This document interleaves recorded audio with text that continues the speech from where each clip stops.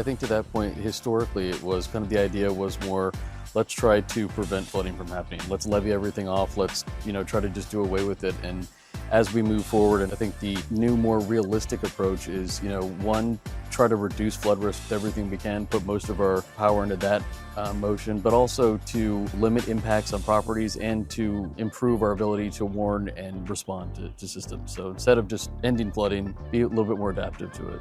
Hey Raleigh, curious about how things really work in your capital city? We've got answers straight from the experts who make it happen. Welcome to Your City Answered. I'm Rand Northam. Heavy rain in cities can quickly cause flooding. So, what is the City of Raleigh doing to limit the impacts of heavy rain, especially in areas prone to flooding like Crabtree Valley Mall? Let's head over to Walnut Creek Wetland Center and ask Engineering Services Assistant Director for Stormwater Wayne Miles, Stormwater Engineer Kelly Daniel, and Engineering Supervisor Seamus Riley.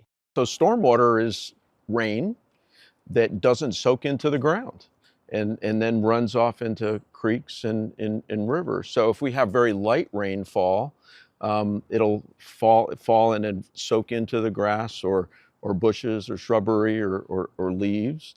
But eventually then no more can soak in and it runs into the creeks, or rainfall that directly falls on impervious or hard surfaces like roads and driveways and sidewalks and rooftops runs off pretty quickly and goes into creeks. So those two components all combined end up being stormwater. So in a city, in an urban setting, it sounds like stormwater then, that's where the rub kind of comes in. It becomes a little bit trickier when you've got more hard surfaces that aren't absorbing that water, right?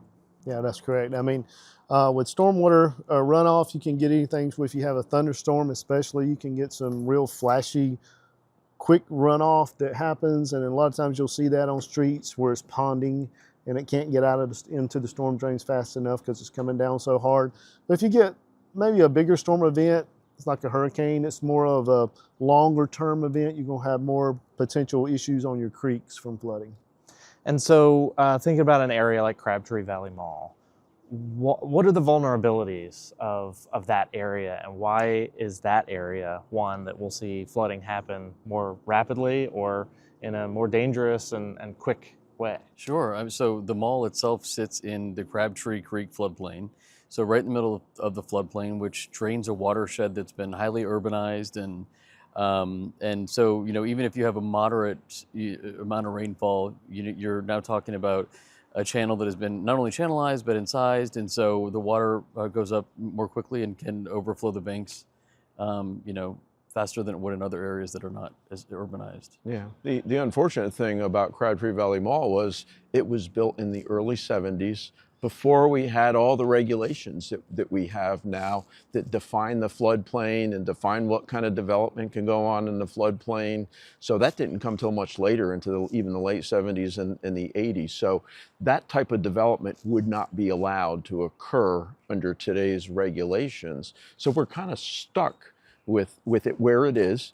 Now, since then, the state and even the federal government have spent tens of millions of dollars trying to put flood storage reservoirs upstream to keep the mall from flooding, which has helped a lot.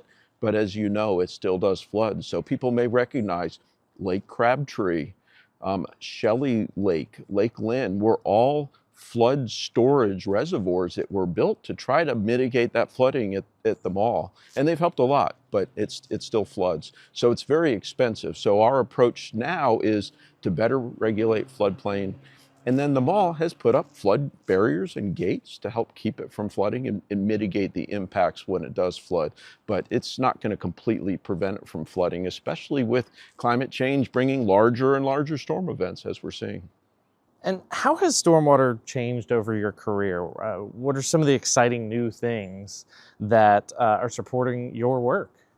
Well, one thing, or let's just start with how it's changed over the years. So we've had some stream gauges and rain gauges for a few decades. But a lot of times what we used to have to do is set out at the bridges and overpasses where we had our gauge or marks on the bridge, and we would have to call in and report how high the creek was getting.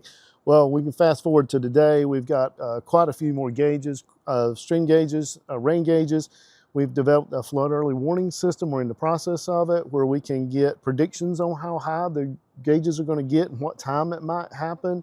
So, that gives us an advanced alert warning where we can get out information to the public, or however we need to get it out, or go over and block off roadways before they flood.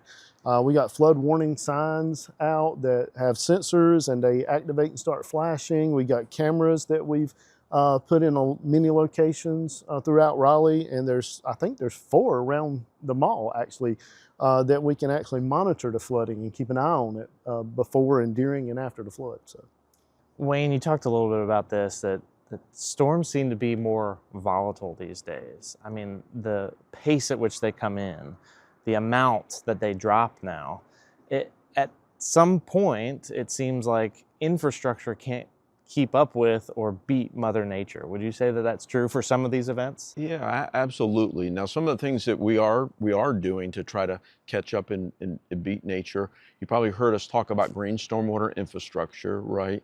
And that's a new approach that promotes infiltration of stormwater into the ground rather than just having it rush off on paved surfaces. So the more GSI, or green stormwater infrastructure, we implement, the more resilient we become.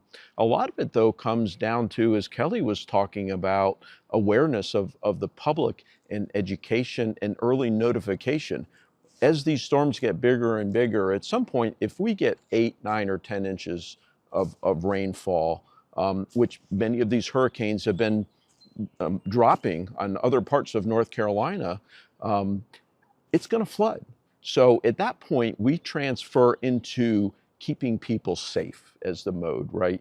And the early warning system gives us an earlier indication of where flooding will occur, and then we can get that notification out to the public through barriers and other notices to keep people safe at that point, because you're going to have flooding. You just want to keep people safe during that flooding. Yeah, and I think to that point, historically, it was kind of the idea was more, let's try to prevent flooding from happening. Let's levy everything off. Let's try to just do away with it. And as we move forward, and as Wayne and Kelly were just saying with the storms and climate change, I think the new, more realistic approach is, one, try to reduce flood risk, with everything we can, put most of our, our power into that motion, but also to, limit impacts on properties, and to improve our ability to warn and respond to systems. So instead of just ending flooding, be a little bit more adaptive to it. yeah, and another thing we're doing, you said about getting ahead of the storm. Speaking of that, one thing we're doing at Lake Johnson, which is along Walnut Creek, is we're using Lake Johnson as an active flood control location. So what we'll try to do, if we have enough advance notice, enough advance warning for larger storm events like hurricanes, because you usually have days, we'll start lowering the lake prior to that storm event, and it might take 3-4 days, however long, 5 days to lower it where we think it might need to go to. But then with that lake drained down that far, we can then capture that stormwater runoff that's coming from that watershed, which is about 8 square miles, into the lake there, and capture that and keep that runoff from going downstream. Because we know that on Walnut Creek, if we get a storm event that produces, let's say, 3+ inches of rain, you're going to start seeing flooding along the creek itself. So if we can keep that additional water from going downstream, that's that much less chance of a flood event happening along the creek. So probably most residents, community members, they just want the city to take care of it, make sure it doesn't flood. Great. But I imagine there's some, and we've heard from some, that they want to get involved. They want to help make decisions and help weigh in. How can residents stay involved with the city, with what the city decides? Sure. Yeah. So I will say first, there's a tremendous amount of outreach that is just done generally, consistently across the city, with a lot of opportunity for residents and stakeholders to come in and take part of, be it talk to stormwater employees or, submit their ideas and all that. But currently we're working on a program that's called, it's under the Community Rating System, which I can talk about a little later, but it's called the Program for Public Information. And basically it's a committee-based program, and the committee is comprised of stormwater staff, city staff, and residents and professionals working in and around our community. And so the idea is that this whole group comes together, and not only do we, collectively design outreach messaging together, but we work on implementing it together, and then we work on gauging the success of these projects together. And so that really allows everyone to be part of the process from the very beginning to, ultimately the end. And we should probably celebrate that success of the recent work that's been done to help residents, the city making efforts to reduce insurance costs, right? Can you talk a little bit about that too? Sure, yeah. So the city just became a member of the Community Rating System, which is a program under the National Flood Insurance Program. And the basis of the program is the more you do to go above and beyond the expectations of the National Flood Insurance Program, or the better floodplain management that you're doing, the more of a reward the community gets in terms of a monetary discount on everyone's flood insurance policy. So an annual premium discount of 25% each year is what the city has been awarded after we just went in as a Class 5. So that is, that's an excellent way for everybody to take advantage of, all the stuff that we're doing. But yeah, anyway, to answer that. Well, Wayne, to wrap things up here, the question we started with was how the city reduces flooding, and thinking about an area like Crabtree Valley Mall that is prone to flooding. We've talked about a lot of different areas. Anything else you want to say about just what your division is doing to make sure it's taking care of the city of Raleigh, regardless of the conditions that are out there? Absolutely, Ran.